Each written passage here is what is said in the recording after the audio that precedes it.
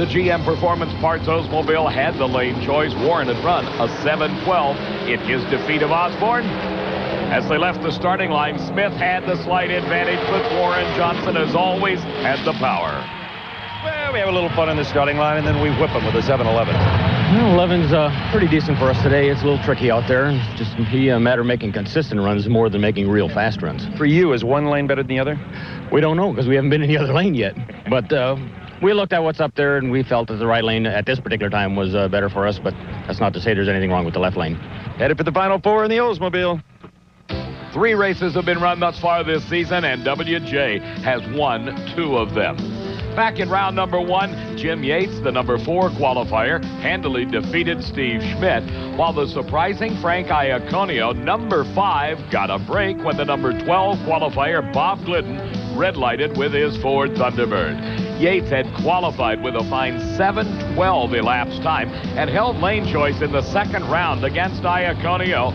A 7:18 was his time in the first round.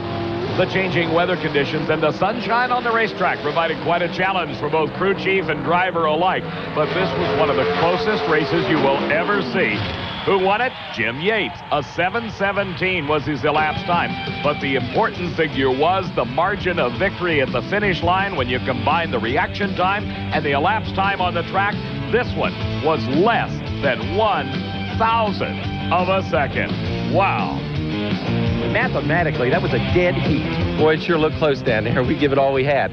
I guess we're going to have to throw Pontiac into this pro stock war along with the Dodgers and the Oldsmobiles now, huh? Well, we're working hard on it. You know, Richard and the guys back at the shop have got this Dynamax Pontiac formula tuned up, and we're running pretty strong right now. We're having a little trouble with the clutch today, but I think we'll get it tuned in for the next round.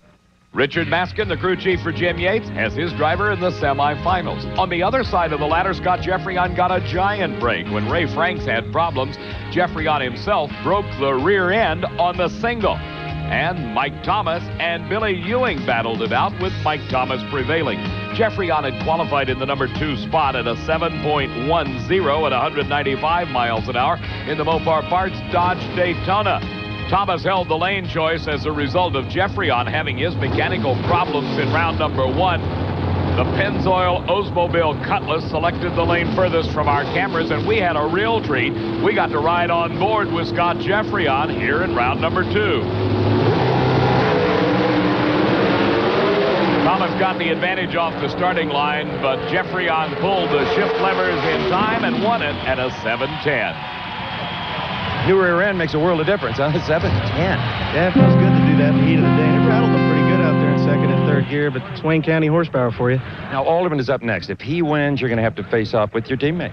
I sure am, you know, and hey, he's the best in the business, and we really enjoy racing each other. So as Jeffreyon moves to the Final Four, he keeps pace with Warren Johnson in the quest after those Winston Championship points. Darrell Alderman indeed did advance to round number 2 at the expense of Tim Jost. Mark Howick and Larry Morgan met up in a battle of Oldsmobile Cutlasses in the first round, and Larry Morgan prevailed. Darrell Alderman had qualified number 3 with his Dodge at a 7:12 and ran 7:08 in the first round, one of the quick times of eliminations. Larry Morgan had a 7:15. That put him in the number 11 spot, and his victory over Mark Howick had netted him an elapsed time of 7:15. As we got a chance in round number 2 to ride on board with Larry Morgan in the Castrol Super Clean Oldsmobile. As the 2 cars came to the starting line, it was in reality a battle of dueling in-car cameras. The Mopar in-car camera with Darrell Alderman driving gives us a shot. There's Morgan.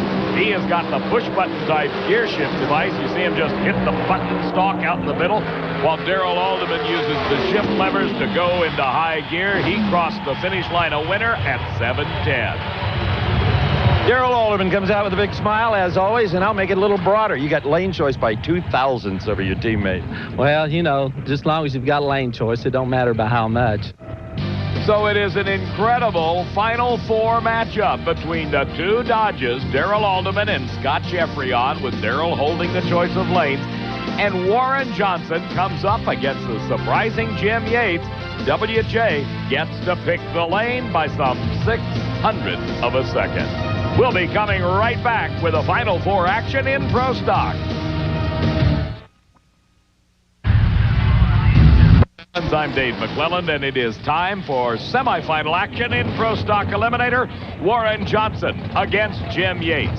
But before we get to the racing, let me take a moment to urge you to become a member of a very special organization, the National Hot Rod Association. For just $52 a year, you get 48 issues of National Dragster, a patch, a pin, a rule book, and a whole lot more. And if you order by calling the number on your screen, you'll get a free copy of Diamond P's home video, Drag Racing 92. Make that call today. While some of the racers may tell you that there's no difference in the lanes, Warren Johnson in his GM Performance Parts Oldsmobile, who has the lane choice, has picked the one nearest the camera. And as we have noted throughout eliminations, the quicker cars have tended to this side of the racetrack. Now, Jim Yates, if you'll recall, is the guy we kind of focused on at the very start of this show, because Jim Yates is definitely a contender at this point. He qualified in the number 4 spot and is getting tougher by the moment with his Dynamax Pontiac Firebird Formula car.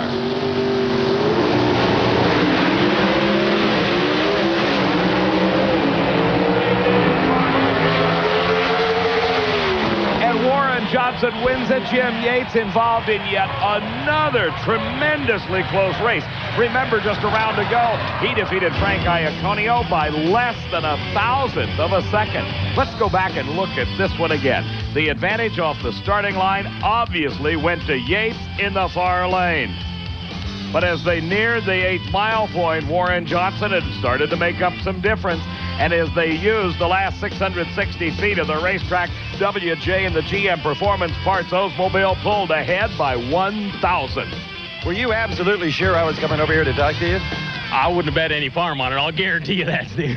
A thousandth of a second, a 712 for you. You had to run him down. Well, I think Jim won one by 1,000th round before, so I guess in the long run it all balances out. I've done the same thing in both ways myself. One thing we know for sure, in the final you're going to have to dodge another Dodge. There'll be a GM Performance Parts Olds in the final in one of the Dodges, I guess.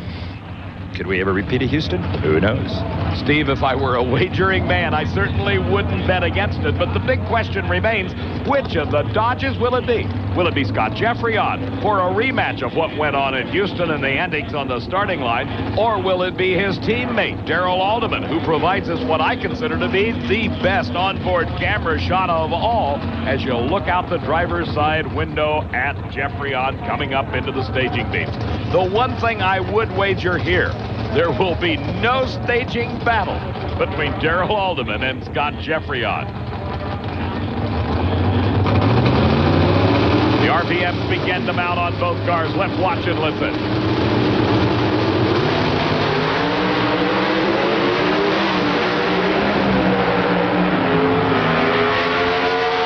That's why I love that onboard camera shot. As you looked out the window, you saw Darrell Alderman pull ahead and defeat his teammate with a 7:09, 196-mile-an-hour pass. Alderman into the finals to race Warren Johnson, and here as we look again, you see what may have been part of the problem for Scott Jeffrey on. That puff of smoke at the starting line, indicative of the loss of traction. If he spun the tires there, he was not competitive in the last 1/8 of a mile. Alderman 7:09 gives him lane choice in the finals against Warren Johnson. What a race to be. That was just huge. Yeah, you know, I don't know what happened. Scott shook or what happened to him, but, you know. What happened to him is you just drilled him on his starting line. What happened to him? Well, he had one coming to him. He drilled me at Phoenix, so I think the fans are going to see a lot of this in the semifinal and the final. 2 cars as close as these are. You've got lane choice. Which lane will you stick Warren Johnson in? The left. He didn't like the left, does he? As I said before, some drivers think there's a difference. We'll find out when we come back. Eliminator. Starting the first round, 5 of the top 6 points earners coming into Gainesville were all on the same side of the ladder. That means one of those top 6 gets a big break. But the one thing about it for sure, you're going to find a major shuffling of the point standings at the completion of this Gatornationals championship. How were they standing as they came to Gainesville? Let's take a look now at our Winston Championship points chase as it relates to Funny Car Eliminator.